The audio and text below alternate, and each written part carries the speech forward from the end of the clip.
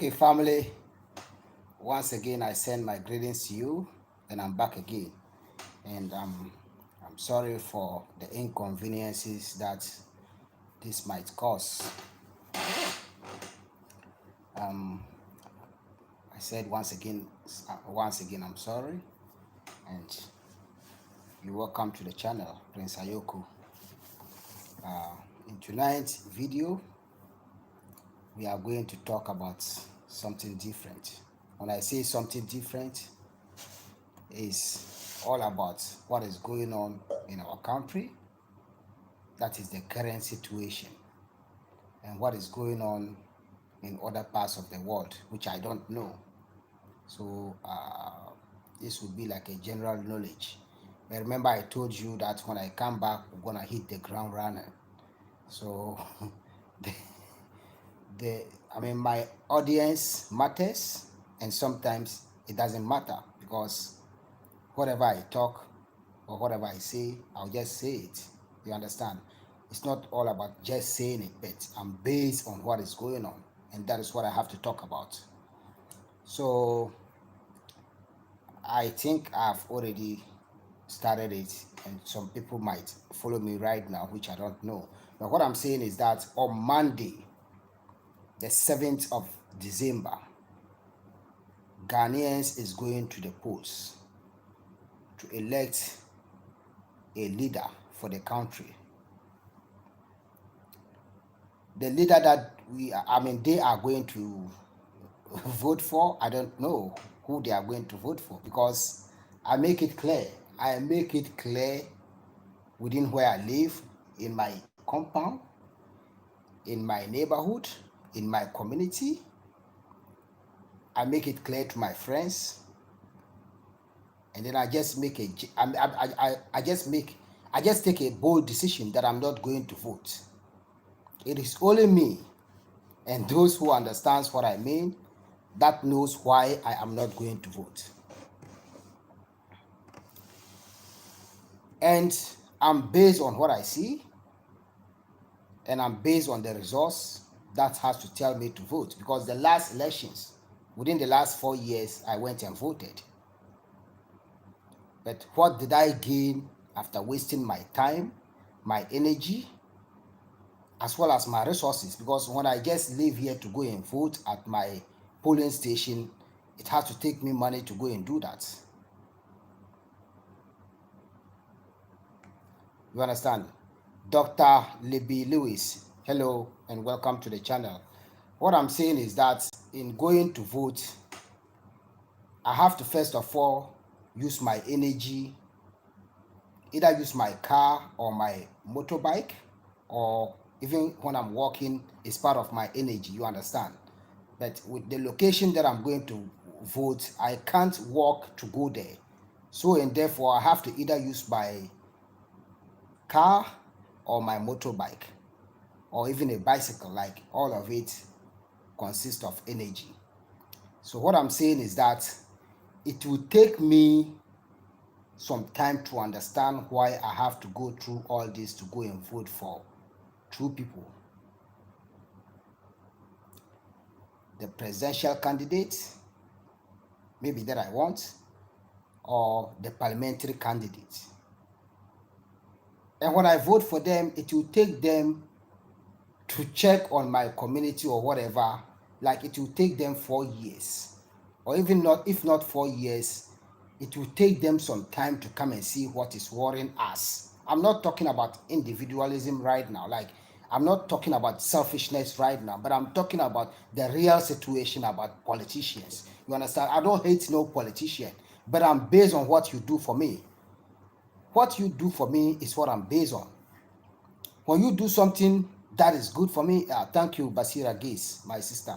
When you do something for me, that tells me to also do something for you. It's all one, because what I'm doing for you is what you are doing for me. And what you are doing for me is more like what I'm doing for you. So what is not so important to me, I don't waste my time on it.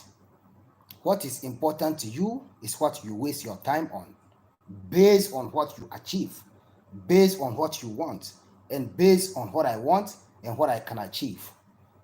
You understand? So all what I'm saying is that on Monday, our brothers and sisters in Ghana are going to the polls. I say our brothers and sisters because on Monday I would be doing what I'm doing for progress till the end of the day.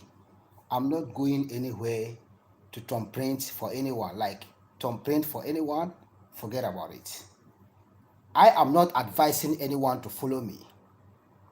I am not telling anyone to follow what I am doing. You understand? But I am based on the reality of what time it is. You understand? And I am also based on what I think is good for me, for my community, for the person that I'm voting for, and life in general. Because my mindset about democracy is very different. It is very, very different. I have people, families, and so on who are politicians. I respect them, they respect me, fair enough. But for the fact that we both respect each other, they can't tell me to do what I don't want to do. And I can't tell them to do what they don't want to do. When we are into the level of family, fine, let's deal with that part. But when we are into the level of democracy or like politics, look, forget about it. Just forget about it. You understand? But what I am telling you is that it is high time for each and every person who said they are wise and they think a lot about the future. Maybe they would understand what I'm saying. I don't force anyone to understand what I'm saying. You understand? Your feelings and my feelings, when it's very similar, then fine. Like that's all that is what we feel. And politics is business and so on. I understand it very well. Democracy itself is a business. It is not what we Africans belongs to. We don't belong to democracy. We have our traditional way of ruling. You understand? But democracy is an additional thing that can make us reach out to the world. Owen E. I'm very good. I'm doing well. Everything is fine. Just, talking about what is going on. So what I'm saying is that everything that is going on here is all about going to the polls on Monday. The little advice that I have for people, my family, my friends, my community, my fellow youth in Ghana, and my fellow Ghanaians, I am appealing to each and every one of you. At this point, I'm not going to mention any political party's name. Either you belong to party A or party B. Please, I'm appealing to you, including your leaders that you are going to vote for, including our leaders that you are going to vote for, that at the end of the day, think very well. You have to make 100% sure, please, that before and after the election, it is our mother Ghana and our country that wins, and not we, the voters, not we, the followers of these political party leaders. But let's all make sure that at the end of the day, when you are able to vote for who you want, either he win or he lose, take it like that. And make sure that our country comes first before any other thing else that you want. And I'm telling you that it isn't everything that you want that you have in life. Sometimes in life, it takes patience to have what you want. No matter how you force things, no matter how you want things to be, no matter how you regret, no matter how you feel, sometimes it takes patience to have what you want to have.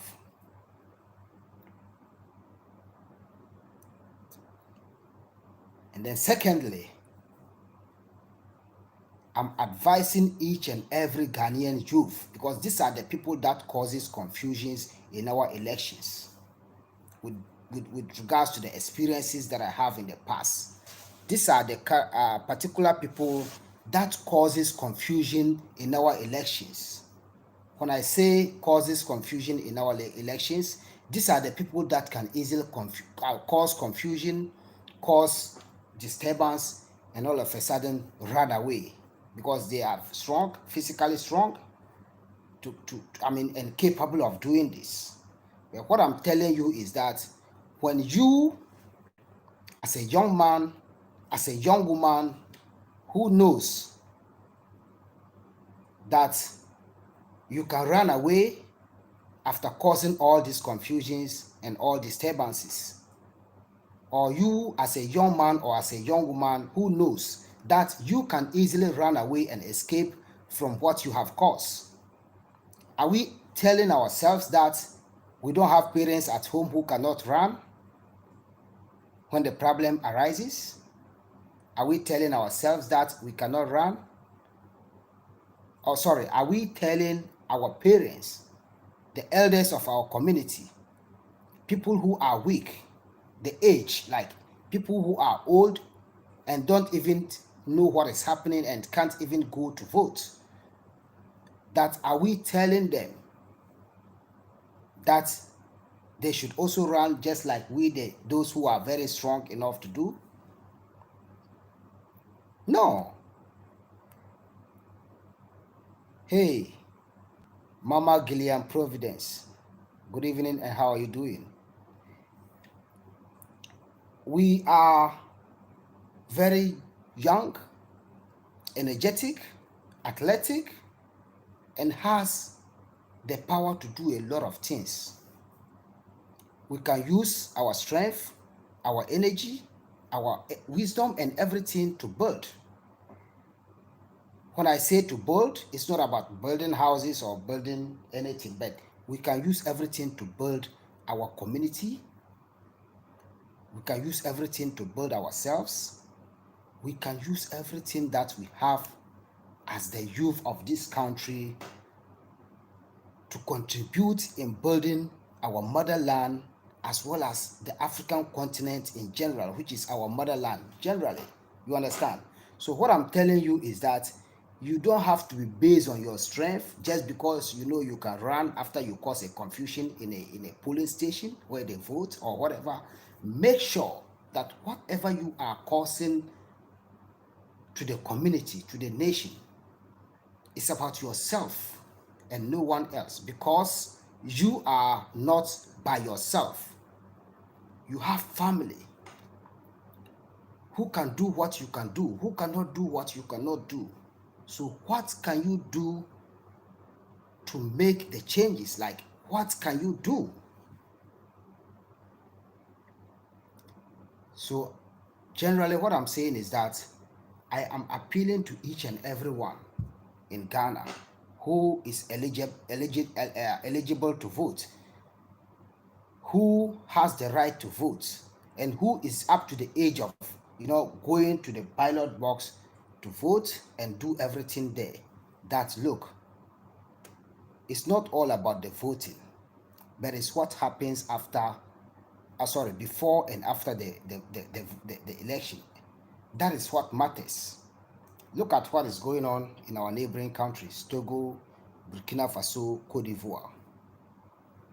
When they have an election problem, when they go to polls and they have a problem, because usually, sorry to say, I know a whole lot of people from Africa are watching me and the world, but I'm based on the truth.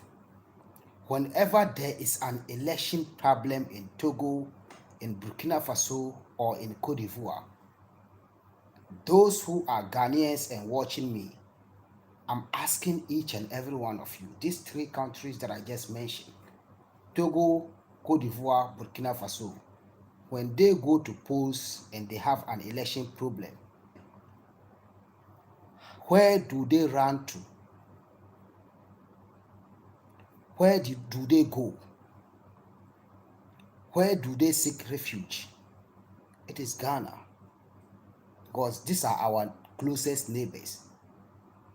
So when we are able not to maintain the peace that we have, maintain that the respect that we have for each other, and then demolish it and tarnish our images, and then also bring our country to a standstill, where do you expect our neighboring countries to go when they have a problem? Or where do you expect us to go? Hey, Brother Tonio, greetings. So where do you expect us to go when we have this problem?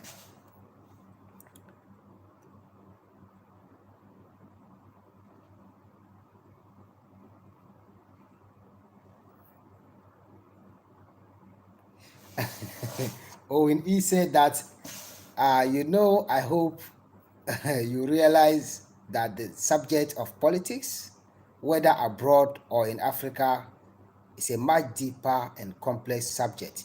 Yes, I understand that. Because the colonizers are ones still controlling, are the ones still controlling us. Yeah,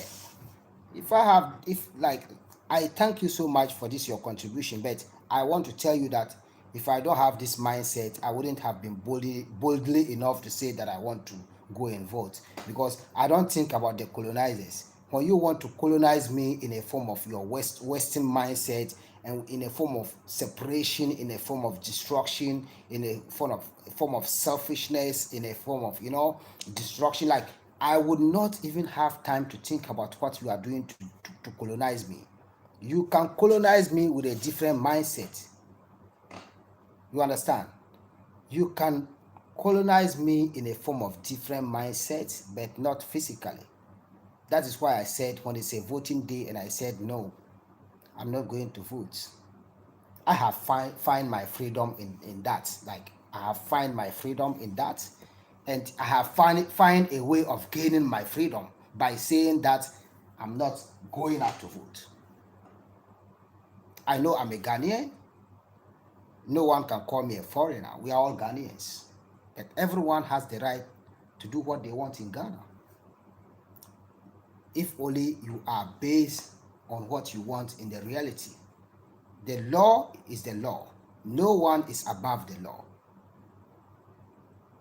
The law of Ghana is the law of Ghana. No one is above it. But when I am based on a certain reason not to go and vote, and the law is coming against me, I have something to also take against the law. You understand? I have something that I can take to against the law. Physical evidence. I don't want to mention a lot of things that I can talk to someone to know why I'm not voting.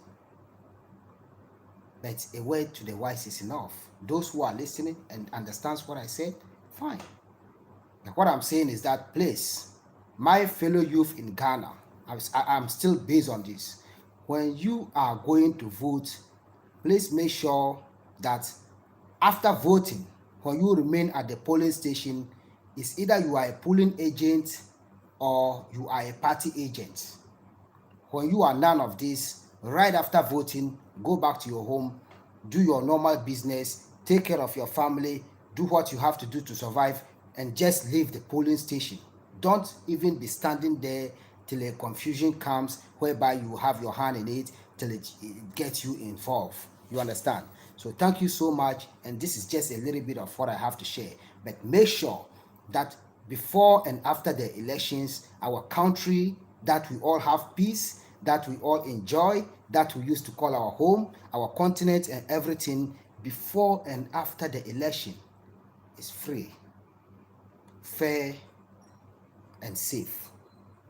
This is just what I have to share with my brothers and sisters. Please kindly understand and follow these small instructions.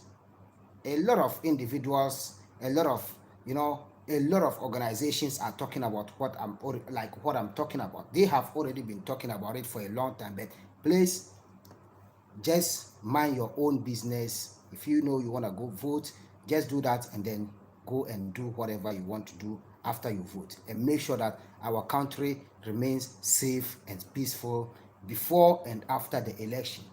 Simple. That's all I have to share. But now let's come to class. The issue of politics is over. It's 100% over. Brothers and sisters, I I welcome you once again to this class that we're gonna have tonight. That it's been bothering our minds for so many years, and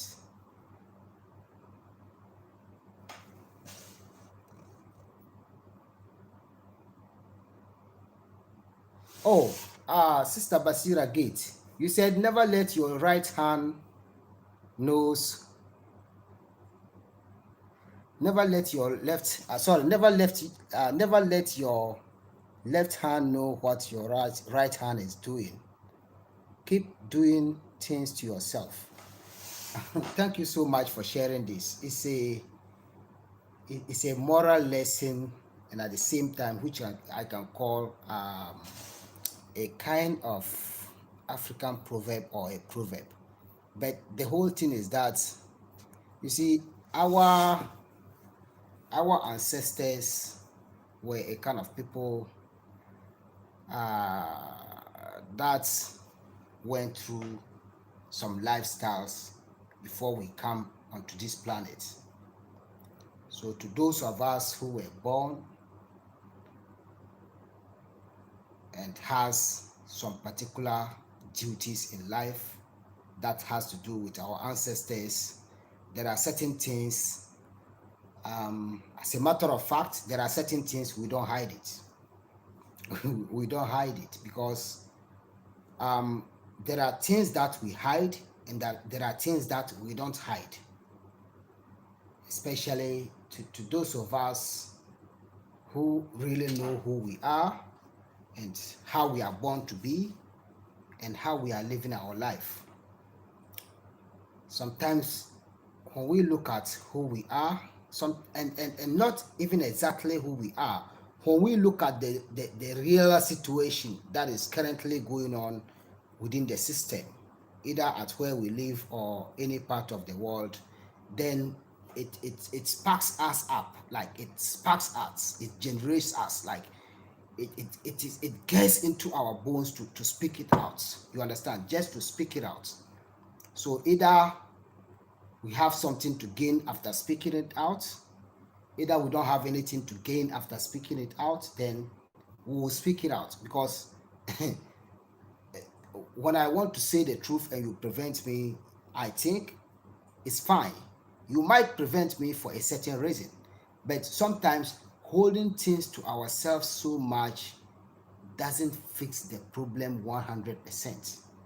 It rather sparks the problem. It generates, like it puts more fuel for the problem to keep, raising up and raising up. Maybe there's someone else where they think about causing any kind of confusions or whatever, but when they listen to what I say and they look back to their houses where they live, when they look back to their family, their community, when they look at what they have, when they look like, when they see their parents being weak and can't run away, when they see their grandparents, when they see an elderly people in the community not to be able to run away after causing confusions, then they would understand exactly what is going on.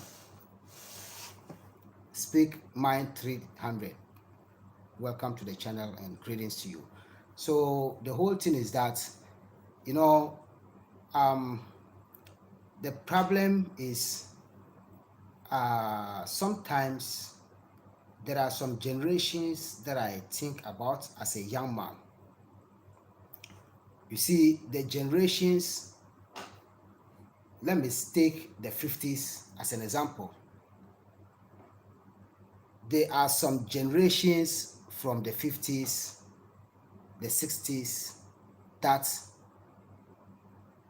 looks different from the generations in the 70s and in the 80s. And right after the 80s, there are also some generations in the 90s and the 2000s. That is our current generation. So things that has went on in the 90s, the early 90s to the end of the 90s, from the 2000s up to date, that is 20 years. You understand?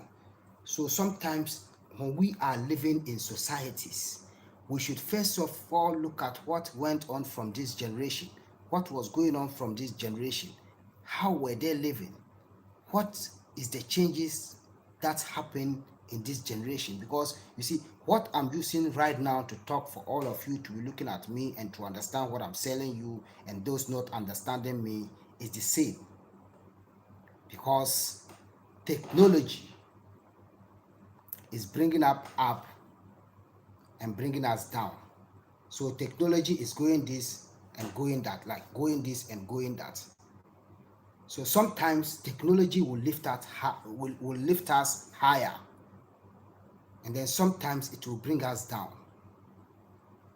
But all we have to think is that, how does technology lift us and how does it bring us down? We have to make some comparisons and then look at what is going on. We have to first of all look at what is going up and what is coming down before we can understand the causes of our problems.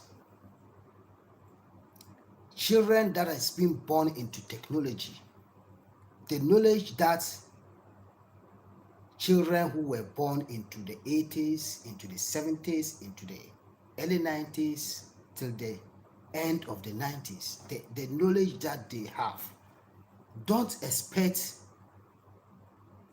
all or maybe about 50% of the children's from the year 2000 up to date to have it. They can't have it, and it's not their fault. So it is our responsibility. It is my responsibility. It is your responsibility. It is a collective responsibility for us to tell them, to understand that, look, you see, that children aren't using certain parts of their brain anymore due to certain technologies. This is what I'm telling you about. It depends on how the child is raised.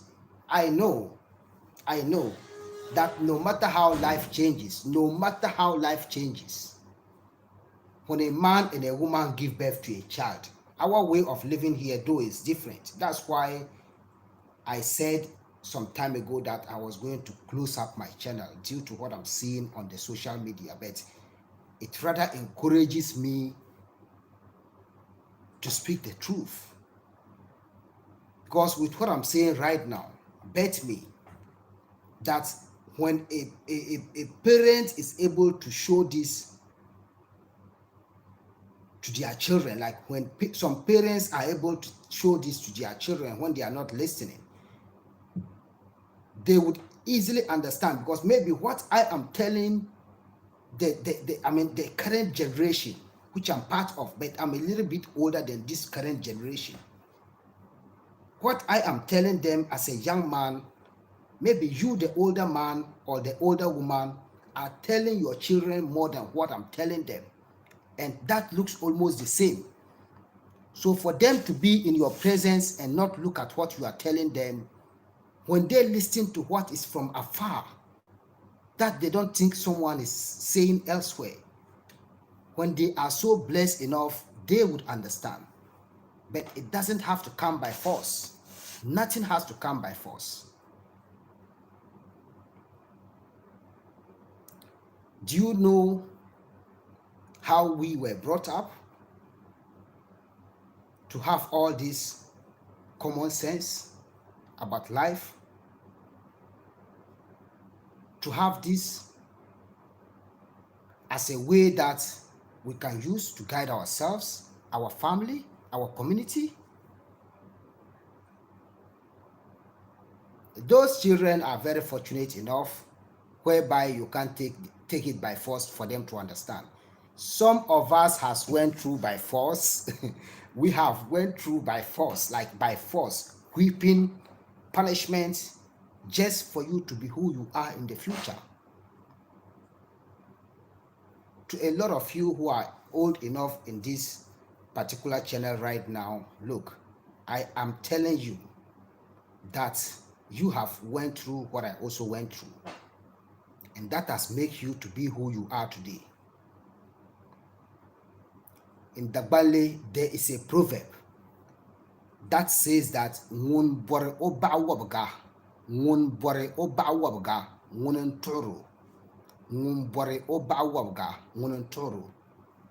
It means that when you choose a seer to make divination for you at your house, and the seer is crippled, then you have to carry the seer on your head, the crippled or the disabled seer on your head, to come to your house and make the divination for you, because he can't walk.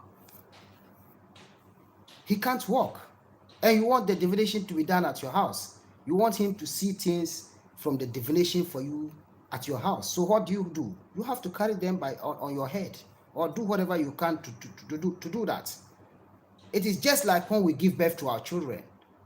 When you want your child to become a better future leader, when you want your child to become someone who is, a very good person in the society, a person that can stand in your place when you are gone, then you have to make sure that either the child like it or not, you do the best that you can to make sure that they live a good life in the future. And by so doing, at this current situation that is going on in the world, especially in Europe and in America and in the Caribbean, where it has to take by force for you to take care of your children. Like, it has to take by force. Either your children want to have something that is not good, then you still have to accept it. You see, this is all what I'm talking about. This is sad. How can I give birth to a child? How can I give birth to a child, seeing the child to live up to expectation, all to know that the child is into drugs, the child is into peer pleasure that will disrupt his mind, the child is broken away, the child is broken home, the child doesn't listen to what it has for him or for her to grow up to live, to take care of himself and to get out of some certain troubles. And just because I mean, when I try to do what to do to take care of the child, to become someone in the future, then it will become like I'm against the law. What is against the law? Is it the law that gave birth to the child? Is it the law that brought forth the child? So did I just give birth to the child because I gave birth to the child just because I want them to live in this world without a purpose? What are you telling me? What is the Lord telling me? Just imagine. This is very annoying, and this is very sad. It is very annoying because, you see, our way of living each and every day with regards to our locations and our societies isn't the same. You see here, when my child go out and do something that is not right, it doesn't have to take me to bring the child into order. Like, before I get to know that the child has already did something wrong, when he comes home, he himself, or my child himself, will tell me, when I went out, this is what I did, and my next door neighbor whipped me. I would not leave it there. I would make sure that I check it again when it is exactly what was not not what the child has to do. Then he has to get at least some small extra or some extra punishment before he clearly understands who he is.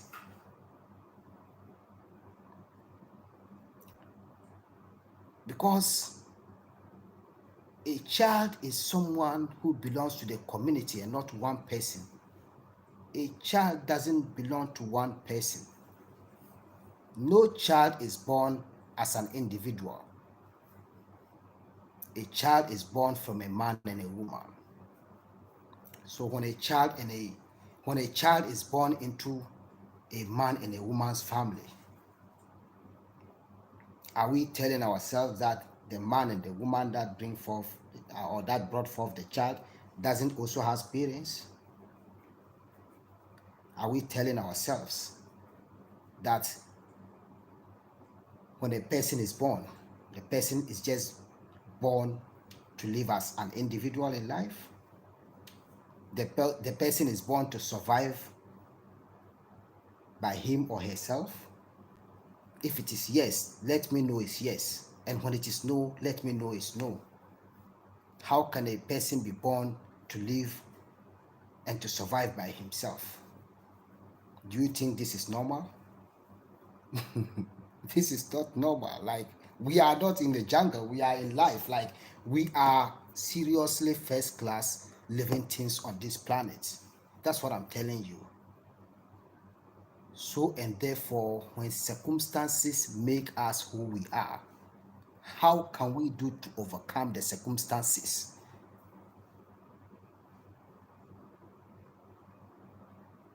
When circumstances is able to make us who we are. So now let's ask ourselves, when we are going through situations that we don't want to be going on in, like these are the situations that we're going on, that I'm talking about right now, but we don't like it. We are forced to live in it. So as black people who thinks that we are blacks and we are strong, that we can easily think, like, just takes like a seconds to think and get a solution. So what are we thinking about? What are we thinking about? At this age, at this my age, I'm very young, 100% young, than almost like over 50% of my followers. I'm very young. So in the normal way, in the very normal way, I shouldn't have the opportunity to even sit in your front to talk about this. But at the same time, I can't also say I'm very young and just keep quiet and look at it going. You understand? The truth is the truth, and false is false. Truth is the truth, and false is false. Whatever I'm talking about in life, I'm talking about it with my seriousness. Either you take it, either you don't take it, fine. I am well open to whatever decision you bring, but it is the end results that we're looking at. When we say the situation is always going backwards and never moving forward, it is humans who are making the situation to go backwards. And it is we humans that can also make the situation to go what? Forwardness. To go forward. So when we are able to look down upon what we can use to work on the backwards and make it go forward, what can we do? Like, what can we do? Just look at what is going on around the world. Today you will see a man and a woman get married, and the next day before you hear their breakup, misunderstanding, confusion, jealousy, selfishness. Where are we going? Like, where are we going? This isn't has to be part of this, because I mean 1000%, not 100%. 1000% of people are going through this. So why can't we be patient to look at things in the right way and to fix things in the right way and to also help in uplifting people, like when they are supposed to be uplifted.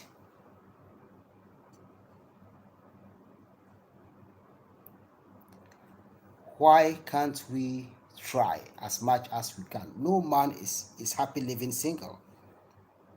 We are jumping from taking care of our children to man and woman, but taking care of our children has something to do with man and woman, because it's like a cycle.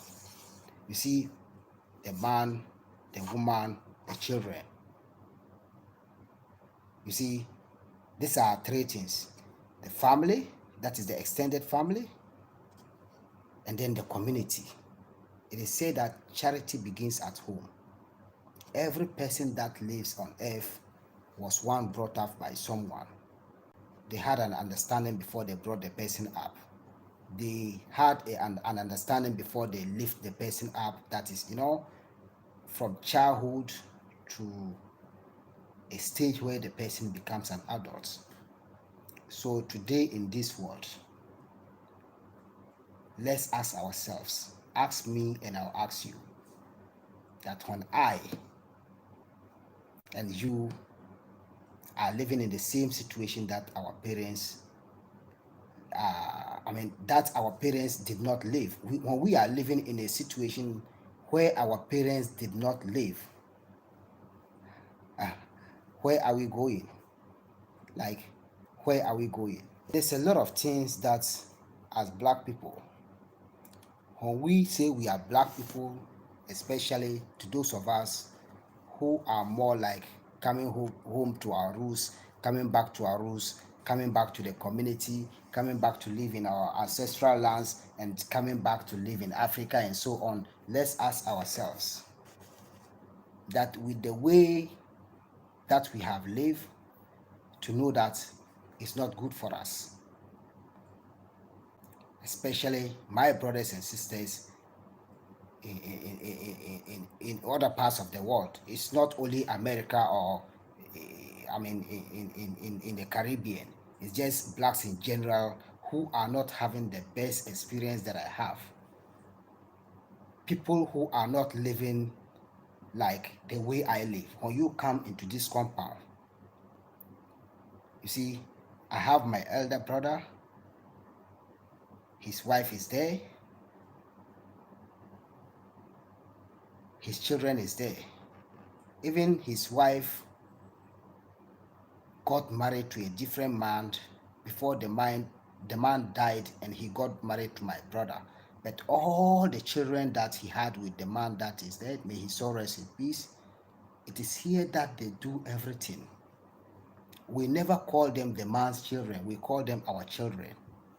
It is certain things that has to make this clear. It is said that charity begins at home. So whatever I'm telling you, I have to make sure it is 100% clean. It doesn't have to take me to go to take some family to cite you an example, or to set an example for you to understand. I have to take my home for you to understand. My elderly brother, his first wife died. Her children is there in this compound. Before he got married to a second wife that is living with him right now. The man has children with the woman before my brother married him. So and therefore, are we going to say that for the fact that their father is different, their mother can't bring them here? No. It's no. The way we call our biological children our children, that is the same way we call other children's our children. So and therefore, the word individualism doesn't exist here. Even when it exists here, then it's just some past. It's just some people that has made themselves more like the Western world, like how the Western people think. Though I know it isn't the same way that everyone who lives in the West thinks. But what I am saying is that as people, as blacks, there is one common thing that we all has to understand. You see, when we are stick into this, when we think about this very well, at the end of the day, you see, we wouldn't have something that we call selfishness. We can easily share every little thing that we have for others to survive and for all of us to survive. Anything that we share in life doesn't have to be so much about money. It doesn't have to be so much about materialism. It doesn't have to be so much about, just this vanity world.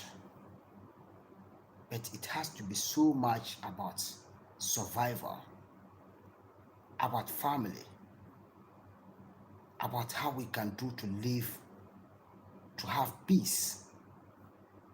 Well, you see, life is something simple that we take so high to extend, which worries our mind, which makes us to feel jealous, and which disrupts us and distracts us each and every day that we don't understand. That is why I'm a kind of person, when you do something to me which I think is wrong, which when I talk to anyone about it, they will think is wrong, I would not even have the time to go and tell anyone about it. I will tell you in your face, what you did is wrong. Simple. It's not about fight. It's simple understanding. When you understand it and I understand what you did, then life moves on. No hatred, no jealousy. You understand? Like, no frowning faces. Everything has to be like clear and moving forward. And likewise, when I also do something that you feel like, no, it's not good, fine, I understand. Like, I would easily understand and let's move forward. But the only thing that I would not understand is that if we all come to a crossroad is where we'll come and then you know that I'm wrong and I'll say I'm not wrong, or you are wrong and you say you are not wrong. At that age or at that stage, we'll all be in crossroads and nothing else. And this is what causes us as black people for us to go backwards. The only thing is that there's so many things that is bringing this each and every day that we all say or all, take that as a cause of this. The first thing that I have to talk about it is religion. Secondly, slavery. And then thirdly, selfishness. See, yesterday, I watched the comments on the last live session that I had on my channel, and a brother from Tamale, a Dagomba brother, commented on my channel. I wish I could read the comment right now, but I know what he said. He said that ES has changed my mind and is leading me astray just because she has come here to follow tradition, and just because I have started my live video without greeting the imams of Tamale and without saying a prayer to the Almighty God. Are you teaching me about how I have to live with regards to the Almighty God? The fingers that you're pointing at me, are you telling me how you live before you point fingers at me? Is your hands clean? Do you have to judge me based on what you did not see about me? Are you judging me based on religion? Do you know the number of people that I help just because of humanity? Do you want me and you to compare our lives? Do you want me to accommodate you at my house for you to know who I am? How can you easily judge me like that? How can you easily judge someone who I'm helping? Okay, fine. What I am doing to ES, or what I have did to ES, that makes you to get to know me because of her. I'm asking you, did you ever do that to anyone else on earth? When you said yes, lift up your hands tomorrow. When you live in Tamale, let me see it physically. And let's deal with what we are talking about.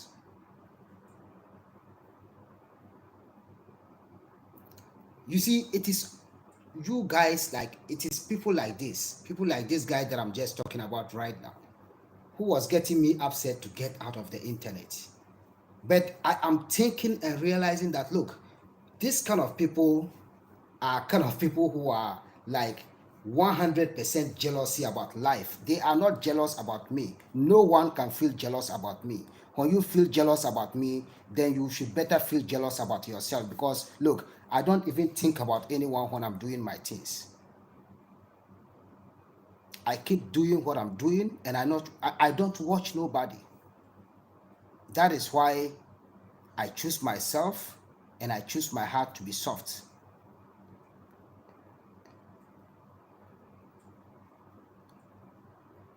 Though I wouldn't have hide the good parts of the guy. The guy end up saying he was apologized.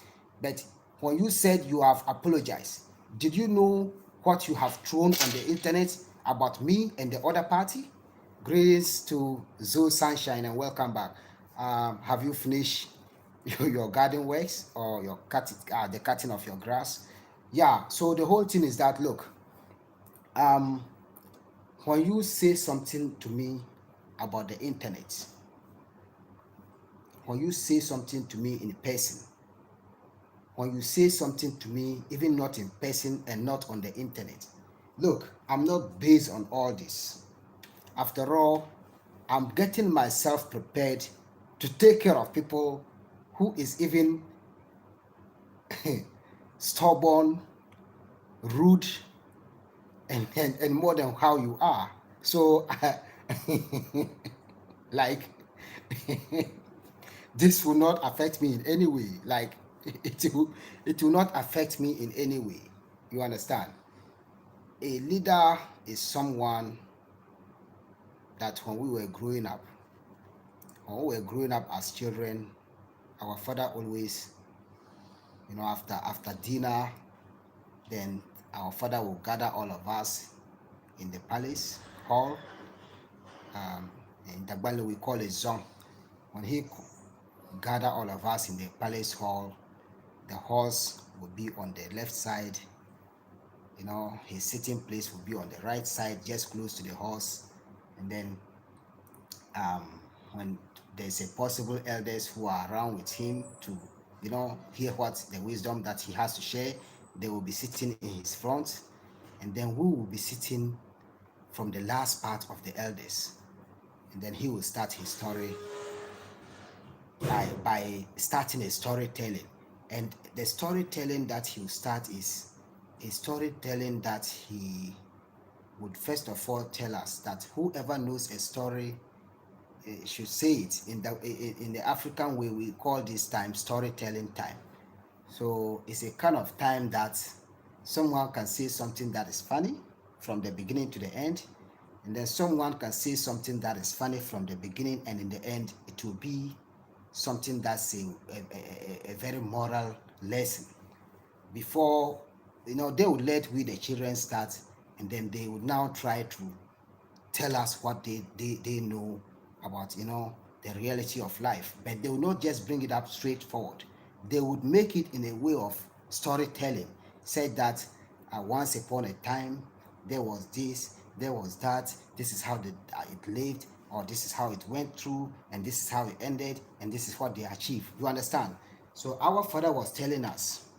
I can remember one day, that was around the year um 1993, 94, that we were with our father, and then he was giving us a story, and the end of the story was like, at the end of it, you don't have to care about how people talk about you.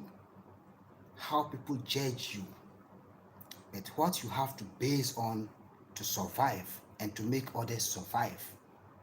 It's about how you think about yourself in reality. Like in reality, how you have to think about yourself in reality without any force, without any pretenders, and just being real. That is what can make you survive for real. When you think something good about yourself and it is 100% correct, you can't hide it. You can never hide it. There is no way that you can hide it.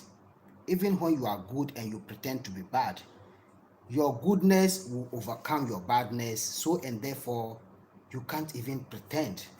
And when you are bad and you think like you are good, your badness will overcome your goodness, so and therefore no pretenders. It's the realities of life. It's just like when you are not somebody and you want to say you are that person. When you look at yourself and you look at someone's life, and then you want to make yourself like the person's, you want to make your life like the person's life. Just imagine something like this. When you are looking at someone's life and you want to live that way, but then you don't know how you have to follow to live that way, but just want to live that way straightforward. You understand? At the end of it, it will be like you are trying to make a photocopy of your life to someone's life. You are trying to take someone's life as a photocopy to your life. But how would that be possible? How can you try to make the photocopy that can look exactly like you? Because you don't know how the person has been brought up to be living that life. And you don't know how the person has lived on in life. The society the person has lived on in life to become this way, you don't know. So when you are forcing yourself to live like that, ask yourself, how can it work? How? Like how? You see how? So it's high time, my brothers and sisters, for us to take everything into consideration, but above all, remind ourselves as to how we have to live. Because look, there are some of us, even upon all what I'm telling you, I'm a kind of person that lives a very simple life. And at the same time, I don't always live my life like 100% simple. The reality is that there are some people in my life, or there are some people in life, before you tell them to know the truth, they have to go through certain things with you before they know the truth. So it's twice. At the end of the day, it's either you stay focused with me and get exactly what we all want, or you continue to go astray. But I don't pray that for each and anyone. I'm very serious. Everything that I do in life with regards to my life journey has got steps. So anything that I have to do in life to uplift the next person, I do it with my time. I sometimes abandon what I'm doing and deal with the person in a very right way to achieve something that will be beneficial to all of us. But when you take things as a joke, just because you don't take your life as serious, then I will follow you for some time, then I'll understand who you are. I don't do things like that. I don't think about something today, take it seriously, and in the next morning, even though, in life, we are upgrading our life each and every day. Each and every day, we are upgrading our lives. I can think about this today and tomorrow think bigger. I can think about something small, something big today, and then tomorrow my thoughts will become smaller. You understand? It's all part of life journey. So it isn't everything that I have to think about, that I have to rush to get it done. The only thing that I have to think about seriously is what I think can be smaller and grow up bigger. When I think something small can make big tomorrow, I think that is more about what I'm focused on every day.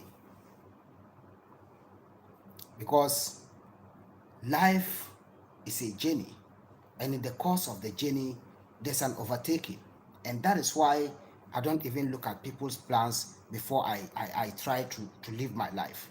Because when I look at your plans, and I look at what you use to execute your plans, and I look at mine, and look at what I have to do to reach where you are, I will just keep looking at you and you'll be going.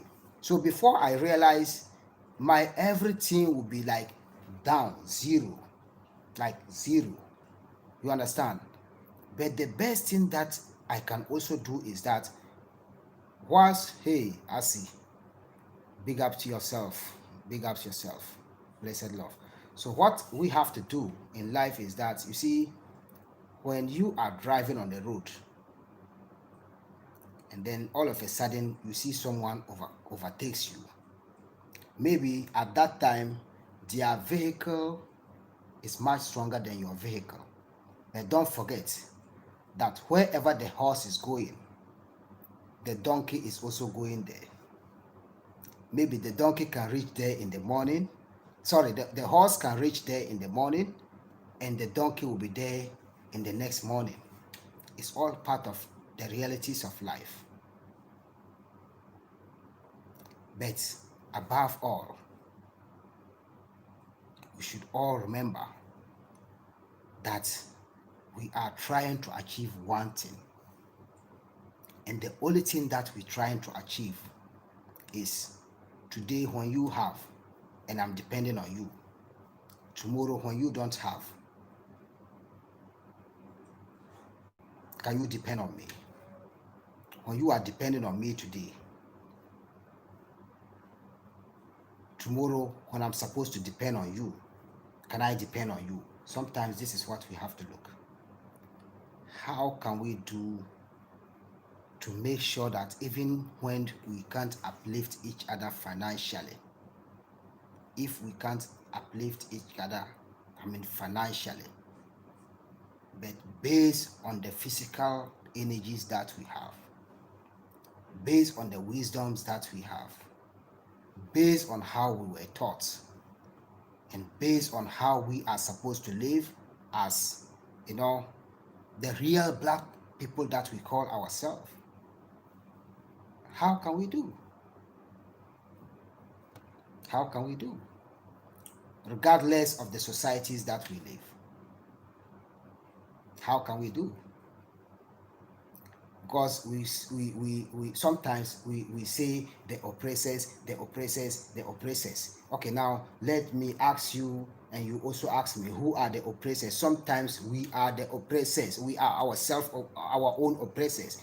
We serve as our own oppressors. You understand? This thing that is in our heads, our thoughts, our everything, is our oppressors. Because when an oppressor is oppressing you physically, he's not oppressing your thoughts. He's only oppressing you such that you will be able to lose focus, so that you lose everything that you have in life. Because once the mind is not thinking positively, then that is where everything goes wrong. When the mind stops to think positively, then that is where everything goes 100% wrong. So it's me and you telling ourselves that even when we are into situations, we don't have any option, we don't have any way, we don't have any way of survival. Like, come on. Come on. We are not children. You understand? We are not children. We are bringing up forth the next generation. So it's high time. Very, very, very high time for us to find a way before we go back to, class one. How can you give birth to a child, take the child to school, the child will start his education at nursery, and then come and reach you at a university, and then both you and the child has to go back to nursery again? Why? So when it's that, well, I mean, when life gets to that stage, then it will be like there's a pandemic in the family, like a very serious pandemic like this COVID. That is the time that you have to be, look, that time there will not be something that has to be called nose mask.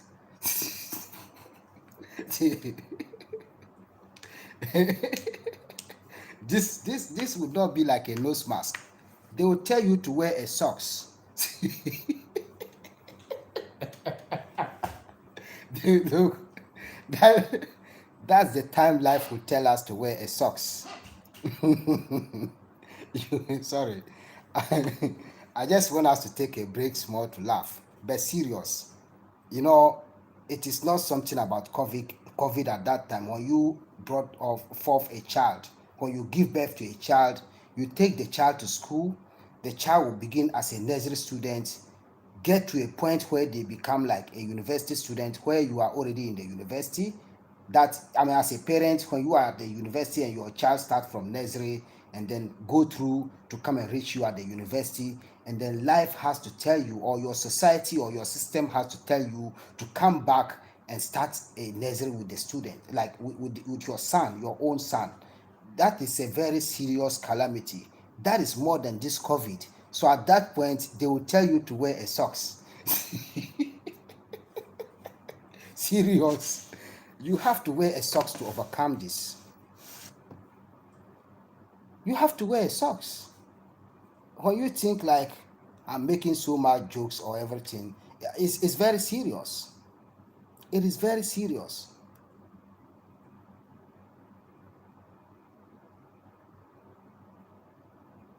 It's very serious. There's a lot of things that, look, I have learned a lot from people that comes from, especially the US. I learned a lot because sometimes someone who come from over there, a lot of people, a whole bunch of people for several years that I've met, they will come there and you are doing something and they will be like, why? Like, it's like they I don't know how they like I exactly know what they feel, but the problem is that it is part of the learning. When you, for instance, the experience that I have here, when I come over there, whatever is going on there, as a matter of fact, I've never set my foot there.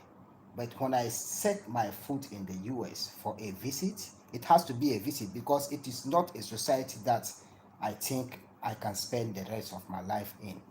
Serious. So when I come to a society like this and someone did something, I would understand. Like, fine. Even when you say I should come there and I come and you act something different, I'm just saying something here. Like, as an example, when I have a friend or whatever, and the person say, "Hey, come to the US, come visit me," or whatever. When I come there and see something different, it will be in addition to the lessons that I'm learning, and it will serve as a clear evidence to what I am learning about. Because there's a lot of things that, look, when you come from the US to visit Ghana, especially where we live in the northern part of Ghana, sorry to say, life is a little bit different from the south, very different from the south. So when you come here and then experience people living a certain lifestyle, though in the southern part some people also live that way, but not all that pass.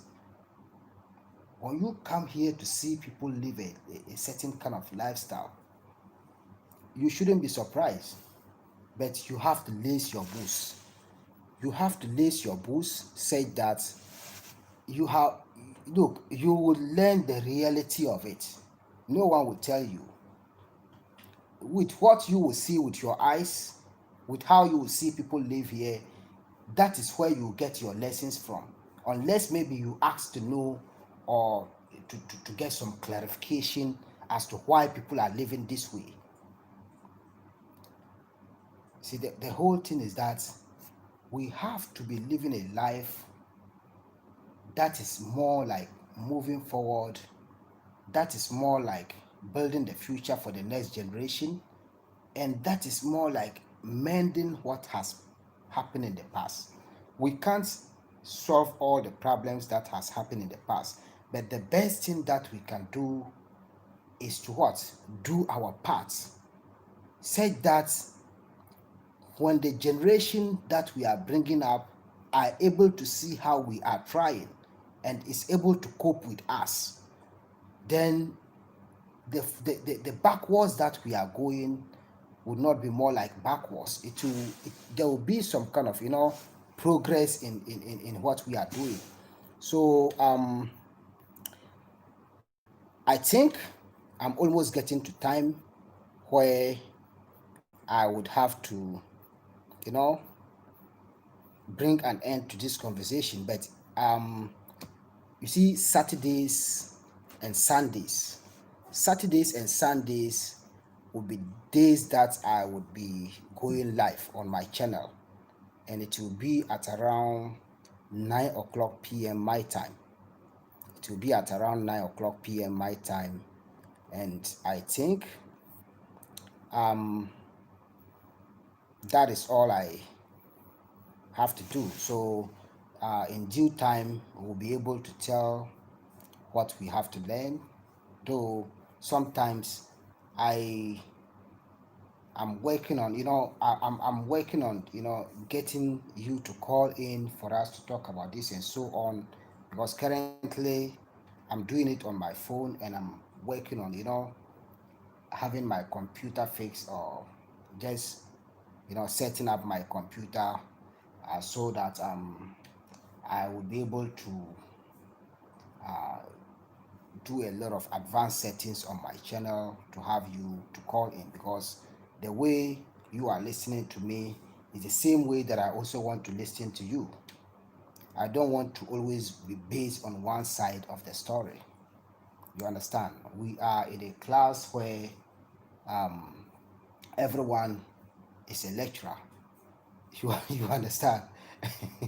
Everyone in the class, uh, opinions and views is welcome.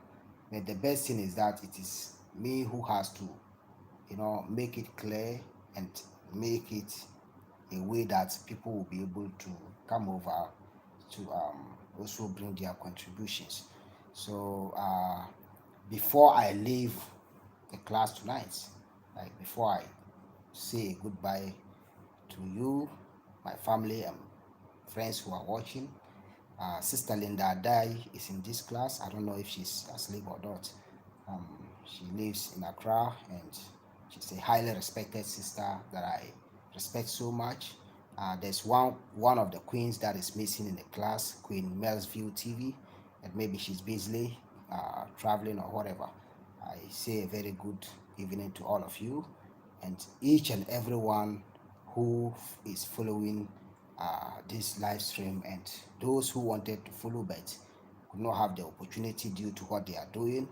Um, Before I leave, is there anything important that anyone want to ask about what we have gone through tonight, like what we have talked about tonight, so that we'll be able to wrap up the class? And Yao Ankara Khan, you said Anungula, bro. And I said, nah, Mabia. We don't say bro. Bro is like English. In Dagbanle, when you say Anungula, that is good evening. So the response is, nah, Mabia. It means fine evening, my brother. That's the response. So, um, let's get from let me hear from you whatever you have to say. And I think when you don't have anything to say, that is where I would say thank you so much for your time. Thank you so much. Oh, Jameson Mamashu.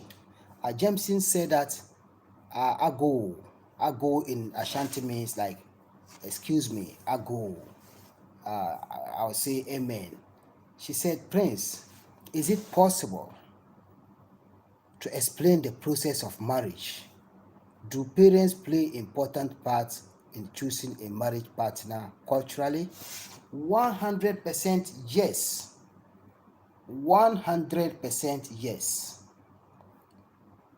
Parents play an important part in choosing a marriage partner.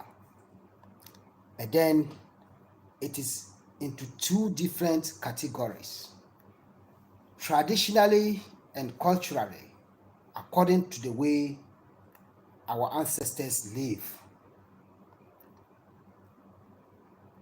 A father can give out his daughter to a friend for marriage based on how he trusts the friend and how he knows the friend can take care of his daughter. And the reason why they do that is because they usually, when a parent gives out his daughter to a man, or when a man seeks the attention of a friend to have his daughter for his son for marriage, is because most of times they want to strengthen the relationship. Most of times they want to strengthen the relationships between the two families. So, and therefore it is highly respected. And then secondly, the second part is that when a man meets a woman and wants to marry the woman in accordance with our tradition, in accordance with our customs and tradition, when a man meets a woman and wants to marry the woman, first of all, when both of them is okay with the life that they live in, the most important thing that they have to do, is that the man and the woman has to be in agreement of coming together as couples, like as a husband and a wife. So when it gets to that stage, the man will tell his family that, look, this is a woman that I've met. She comes from this house. She comes from this family. She comes from this town. She comes from this place. Then the woman has to pay a visit to the man's family for them to know her in person. Likewise, the woman will also do same thing at her end before they come out. Before the family decide to come out to meet the woman's parents, pay the bride price, and then they become married couples. So this is how it works here. You understand? So yes, parents plays a very important role in marriages, in our customs and traditions. That's it. So what again? What again? So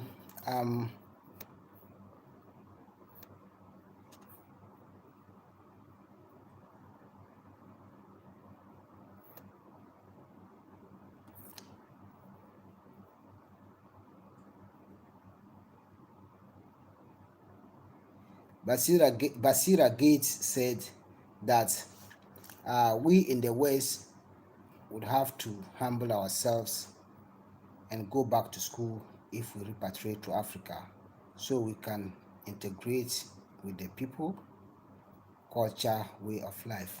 For what you said, as a matter of fact, it is the fact and the reality. Like, it is the bare fact and the reality. The bare fact as well as the reality, because the whole thing is that there's a lot of homework to do. Serious. There is a whole lot of homework to do, and it doesn't have to be in a rush. All you have to do is all about your mission and your purpose.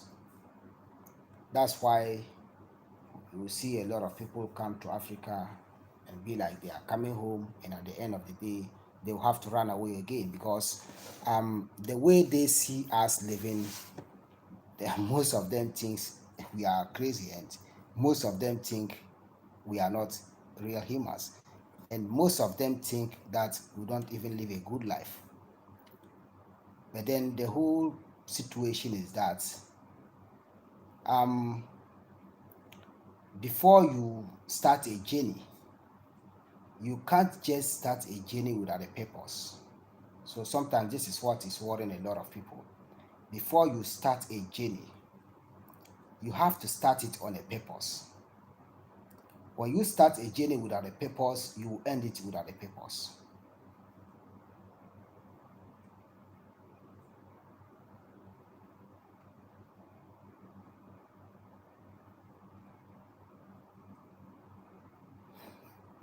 Hey, someone said, Owen E said, Ayoko, did I hear you say in a recent video that you would like to marry up to 100 wives? How do you hope to manage that situation, young man? Um, is it Owen E? Yeah, Owen E. Thank you so much for this question, and thank you so much once again for trying to dig deep into what some of you call my personal life. This is not about my personal life.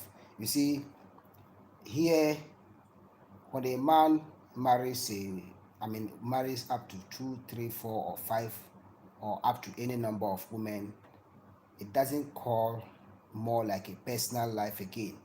The reason is that before you marry one wife, make sure that you are able to take care of the one wife before you come to your second wife. The one wife that you are marrying, make sure that when they are sick, you can take care of their health financially, you can take care of their accommodation, you can take care of feeding them. At the same time, you can take care of them such that they can call a wife and you can call a husband. So marriage here is steps by steps. So when I tell you that I'm hoping to marry like 100% women, like 100 women in the future, I can say I'm saying it, but I would not be able to say I have endorsed it because my status in life is not up to that stage yet. So that's my answer. And moreover, I'm not a person who cuts, or sorry, who bites more than what I can chew. I'm not a person who bites more than I can chew. I always want to cut my coat according to my size. So that is the whole point that I'm making here.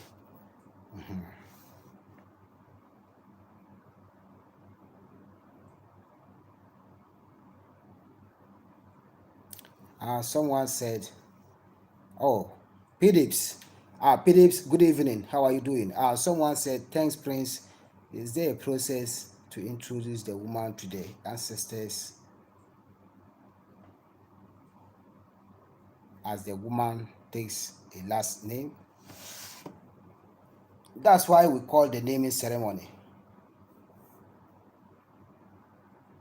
That is why we have something at Jameson Mamachu.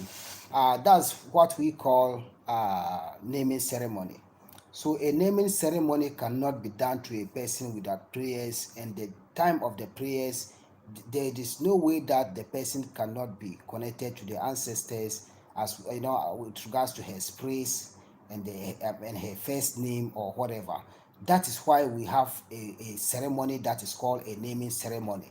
A naming ceremony is done, and it's a must here because when we are making a naming ceremony, we call upon our ancestors, we call upon our Almighty God, and we call upon our gods and everything, and connect every spiritual thing that is around the world. with regards to the person, we connect everything together, and it is the name that is concerned, you understand, and the person. So yes, a person can be connected to the ancestors at any time when they are changing their names for real. Yeah. um be grateful. Peace and blessings. Erica Wilson, thank you so much for your time. And Owen, you said your grandfather had 10 wives and about 30 children, and that was very complicated indeed.